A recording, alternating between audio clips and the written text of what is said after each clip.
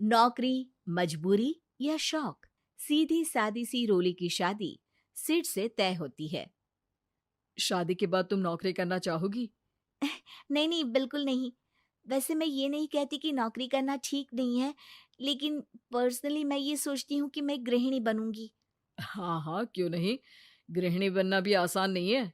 एक सफल परिवार चलाना किसी देश को चलाने जितना ही कठिन है। रोली को सिड का साथ और बात दोनों अच्छी लगती है, और फिर वो दिन भी आ जाता है जब दोनों की शादी हो जाती है। शादी के बाद ये क्या, सारा दिन किचन कपड़े और चार दीवारों के आगे पीछे घूमती रहती है। जा बाहर निकल कर देख, कितनी स्मार्ट लगती हैं वो औरतें जो नौकरी करती है। हाँ, अच्छी तो लगती है सासू माँ, लेकिन मैं नौकरी नहीं कर सकती। मेरा मन घर के कामों में ही लगता है। अरे मेरी बेटी तो कमाती है, अपने को फिट भी रखती है और सास को भी खूब शॉपिंग करवाती है। अच्छी बात है ना सासू माँ। मैं तो जो है उसी में संतोष मान लेती हूँ। बरकत होनी होगी तो इसी में भी हो जाएगी। ये बोलकर रोली चली जाती है। एक दिन सास की सहेली घर आती है, जहाँ रोली उन्हें चाय के साथ कई तरह के पकवान बनाकर खिलाती है। अरे वाह, तेरी बहू तो बहुत गुणी है। कितना सब बनाकर ले आई। मेरी वाली तो ऑफिस से आकर 2 रोटी ही सेक दे तो समझो एहसान कर दिया। अरे ऐसा ना बोल। तेरे घर में 2 कार, 4 मंजिला मकान, और तेरे लिए जो वो अपने पैसे से साड़ी लाती है वो भी तो कितनी कीमती होती है। अरे मेरी वाली तो बस सारा दिन इन्हीं 2 कमरों को ताजमहल बनाने में लगी रहती है। सहेली चली जाती है। कुछ समय बाद रोली को एक सुंदर सी बेटी होती है। अरे क्या सारा दिन उस बच्चे में लगी रहती है। माँ, मुझे ना 1 मिनट भी छोड़ने का मन नहीं करता। देखिए ना, कितनी प्यारी है। मैं ना इस हर पल को एंजॉय करना चाहती हूँ। अरे हाँ हाँ, हमने भी बच्चे पाले हैं, हम भी जानते हैं कि कितने प्यारे होते हैं, और अपने बच्चे को बढ़ता हुआ देखना कितना अच्छा लगता है। लेकिन एक दिन अचानक और रोली, एक बहुत बड़ी घटना हो गई। एक शॉर्ट सर्किट से पूरी दुकान जल गई। ओह, अब अब क्या कुछ समझ में नहीं आ रहा कि कैसे घर चलेगा। घर की पूरी गाड़ी पटरी पर लाने के लिए कई साल लग जाएंगे, और वापस पहले जैसे होने में भी बहुत टाइम लग जाएगा। रोली रोली कुछ सोचती है, फिर अपने 3 महीने के बच्चे को देखती है और कहती है, आप कहें तो मैं नौकरी शुरू कर दूं? माँ मुन्नी को देख लेगी, फिर शाम को तो मैं घर आ ही जाऊंगी। सिड कुछ कहता उससे पहले ही उसकी सास वहां आ जाती है। अरे हाँ हाँ, अब भी तुझे नौकरी करने के लिए पूछना होगा। अरे घर पर इतनी बड़ी विपदा आ गई है, तू है कि बच्चे का मुंह देख रही है। अरे क्या मुझ पर भरोसा नहीं है? अरे नहीं नहीं माँ जी, ऐसा क्यों बोल रही हैं आप? फिर क्या था, सिड से पूछकर 3 महीने की बच्ची को रोली सास के पास छोड़कर चली जाती है।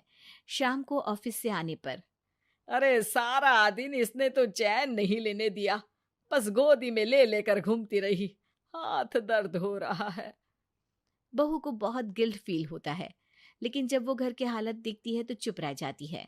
ऑफिस में सहेली कहती है, अरे रोली, तेरी तो बच्ची छोटी है ना, कैसे मैनेज करती है? कैसे मतलब? घर पर रहती है वो अपनी दादी के साथ। ओ यार, कितनी अच्छी है तेरी सास। मेरी सास को जब पता चला कि मैं नौकरी ज्वाइन करने की सोच रही हूँ, वो तो सीधे अमेरिका चली गई मेरी ननद के पास। अच्छा, फिर तू कैसे मैनेज करती है? अरे मैंने तो फुल टाइम मेड रख ली है। ओहो, वो तो बड़ी महंगी होगी ना? हाँ यार, लेकिन कमाई भी तो हो रही है ना। यार, मैं तो कभी अपना बच्चा इनके मम्मी पापा के पास ना छोड़ू। प्यार दुलार में खराब कर देते हैं ये दादा दादी बच्चे को। नहीं नहीं, मुझे अपनी सास पर पूरा विश्वास है। जो मेरे पति को इतनी अच्छी शिक्षा के साथ बड़ा कर सकती हैं, वो मेरी बच्ची को कभी नहीं बिगाड़ेगी। खैर, रोली की इस सोच से उलट पड़ोसियों के बीच हाथ में बच्ची पकड़े रोली की सास कहती है, अरे क्या बताऊं, सारा दिन बहू बाहर रहती है। पहले अपने बच्चे पालो, फिर बच्चों के बच्चे। अरे अपना जीवन तो कुछ रहा ही नहीं। अरे नहाने भी जाती हूं ना तो इसे साथ रखती हूँ, कल को कहीं गिर गई या चोट लग गई तो बहू तो हमारी खाल उखाड़ लेगी ना। अरे ऐसा भी क्या डरना बहू से, नौकरी थोड़ी की है उसकी। अब क्या बताऊं, पढ़ी लिखी लड़कियां हैं आजकल की। चलो चलती हूँ, सब्जी बनाने का वक्त हो गया है। बच्चे आएंगे तो खाना तो बना मिले। सास ये बोलकर वहां से चली जाती है कि तभी रोली ऑफिस से घर पहुंचती है। बाहर पड़ोसियों को देखकर, नमस्ते आंटी जी, कैसी हैं आप? अरे बहुत अच्छी हूँ, लेकिन तेरी किस्मत तो सबसे अच्छी है। क्या सास पाई है, मोती दान किए होंगे तूने।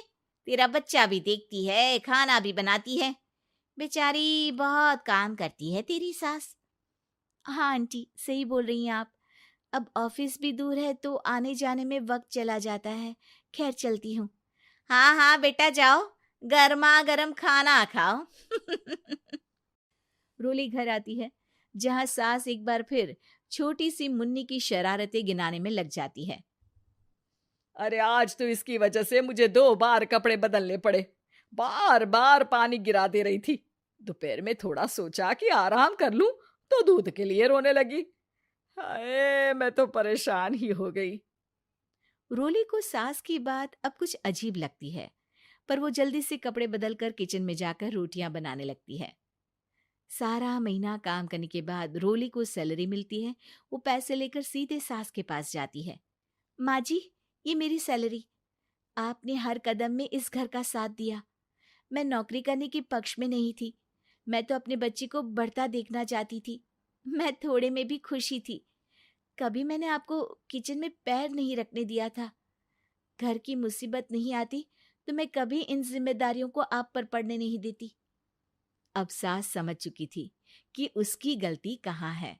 हाथ में पैसे देखकर कहती है, मैं पढ़ी लिखी नहीं थी तो पति ने भी कभी पैसे हाथ में नहीं रखे।